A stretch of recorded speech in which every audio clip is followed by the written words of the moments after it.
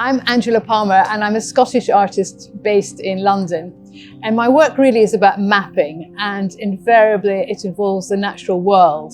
Recently I did a representation of the coronavirus in glass of the original Wuhan particle virus at 8 million times its size, and it's now in the Science Museum in London.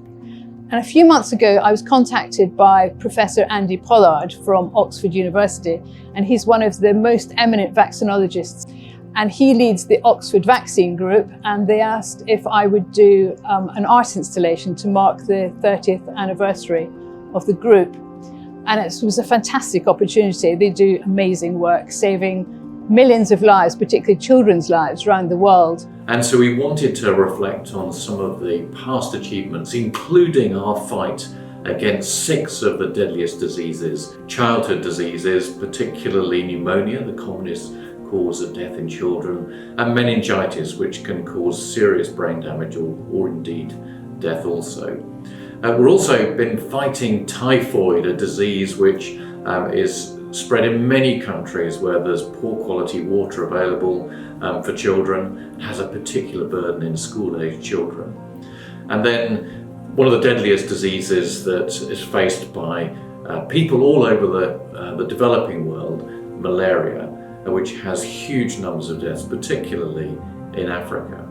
They're really important outbreak viruses, coronaviruses that recently caused a pandemic across the world, and also Ebola, which has caused numerous outbreaks over the last 50 years in Africa. We commissioned Angela Palmer to help us with this art installation because of her extraordinary work during the pandemic on the coronavirus, where she showed using glass a beautiful image of this terrible disease, which really caught the imagination of people, and we wanted to do something similar to celebrate our 30th anniversary of the Oxford Vaccine Group. But what to do? And so my first thought was to create these diseases, represent these diseases in the same way as I had done the coronavirus in multiple glass sheets. But it became clear pretty early on that a lot of these, particularly the bacteria, have not been modelled. They're very complex. And I was in a restaurant one evening in Corsica when we were on holiday, and I saw above me a lamp that had been sort of fashioned out of straw, and it looked it was a kidney shape, really, and it immediately reminded me of the meningitis bacterial form, which I'd been looking at whilst thinking about how to visualise this installation for the Oxford Vaccine Group. So I thought, that's it, we'll maybe try and weave them into 3-dimensional shapes.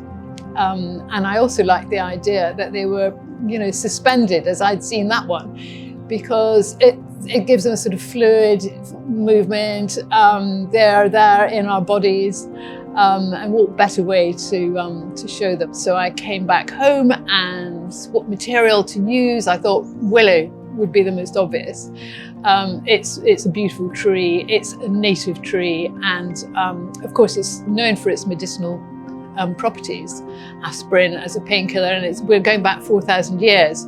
So it was kind of relevant. It was an organic material, and I've been working recently in organic materials, in glass, in stone, and now willow. But of course, I have no experience in weaving willow. So I did a bit of research, and it became pretty clear that the 2 leading willow weavers in this country is Jenny Crisp and her daughter, Izzy Wilkes. I contacted them, and I do recall my email starting off something along the lines of, this is a bit left field, but could I possibly interest you in weaving pneumonia, salmonella, meningitis, Ebola, and just waited slightly with bated breath to see what they said. And amazingly, they were up for the challenge.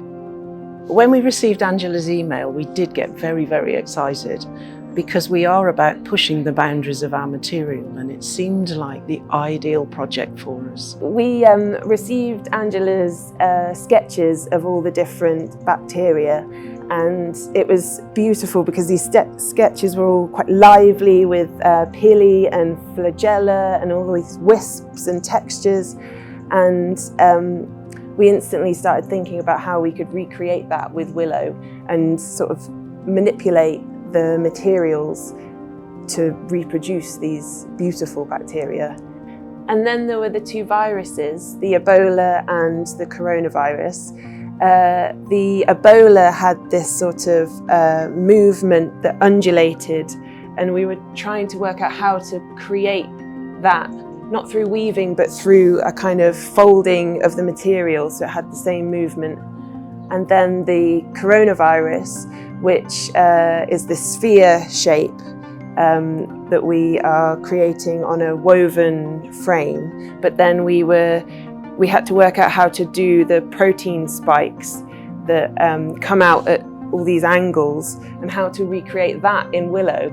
So here we are in the workshop right now, and they've been teaching me to do a bit of weaving. I've had a bit of homework to do. I've been producing these spirals at home, which I think they devised rather brilliantly for the coronavirus sphere. There have been various methodologies being worked out and explored by Jenny and Izzy as to the best way and really how to form this willow. And so far, I'm absolutely thrilled with the results.